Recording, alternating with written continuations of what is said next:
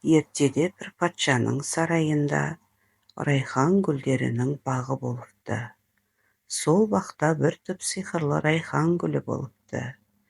Патша мен қызметшілері қанша тырысып баптаса да, сиқырлы раушан гүлінің гүл жарғанын көре алмапты. Гүл шешек атып, гүлдей бергенде, бір құрт жеп кетіп, гүлі солып қала береді. Осылай жылдан жылға қайталана беріпті. Осылай патша өзінің сиқырлы гүлінің гүл жарғанын көре алмай, арманда болыпты. Күндерде бір жас жігіт патшаға келіп, мені бақшаңызға жұмысқа алыңыз. Бақшаңызға түсетін құрттың көзін жойып, бүршік жарған райхан гүлін қолыңызға алып келемін дейді.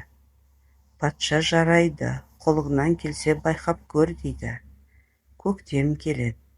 Жаңа бағбан қолына садағын алып, гүлдің жанына түнеп жатады. Бір апта өтеді. Бала ештеме байқамайды. Бағбанды ұйқы қатты қысып, бала ұйықтап кетеді. Сол уақытта жауыз құрт келіп, гүлді жеп кетеді. Бала тұрса, гүлді құрт жеп сабағы ғана тұрады. Бағбан, мен бір апта ұйықтамадым, көзім ілініп кетіпті. Сол кезде гүлді құрт жеп кетті, мені кешіріңіз дейді бала патшаға. Келесі жылы міндетті түрде оның көзін жоямын дейді. Бұл құрттың кесірлігі тегін кетпейді, жарайды дейді патша. Тағы бір жыл өтеді. Көктем келеді. Бағбан қолына садағын алып, баққа гүлді күзетуге тағы келеді. Райхан гүлі бүршік жарып гүлдей бергенде, жауыз құрт гүлді жей бергенде, бір бұлбұл ұшып келеді де, құртты іліп алып кетеді. Райхан гүлі аман қалып, гүлді бағбан патшаға алып барып береді. Әміршім дейді жас бағбан. Райхан гүлін құрт жемекші болып еді. Қайдан шыққаны белгісіз, бір бұлбұл ұшып келіп құртты іліп алып кетті дейді.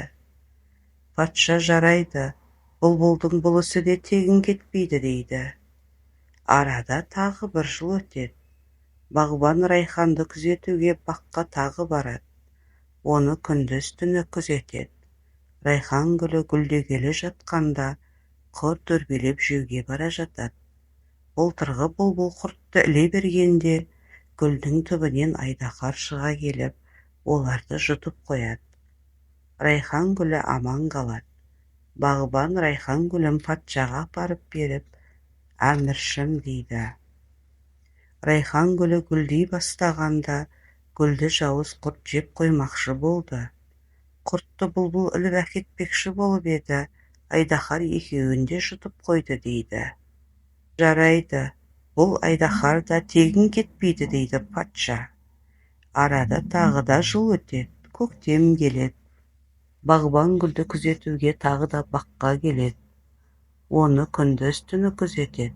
Райхан гүлі гүлдей бергенде, оны құрт жемекші, бұлбұл іліп әкетпекші, айдаһар оларды жұтпақшы болады.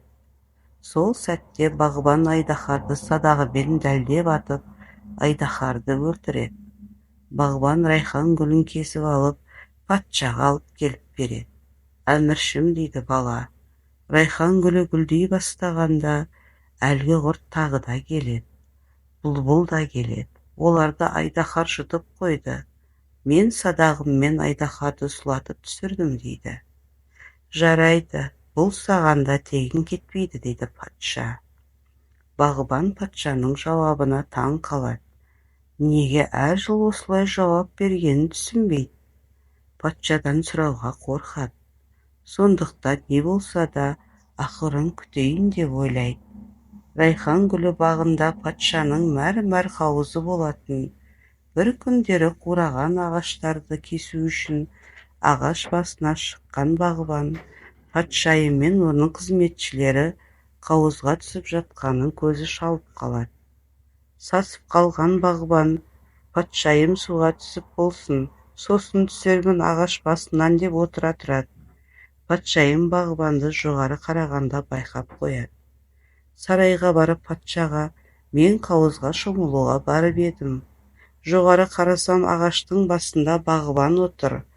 Әдейі мені көру үшін ағаштың басына шыққан ғой деп шағымданады патшайым.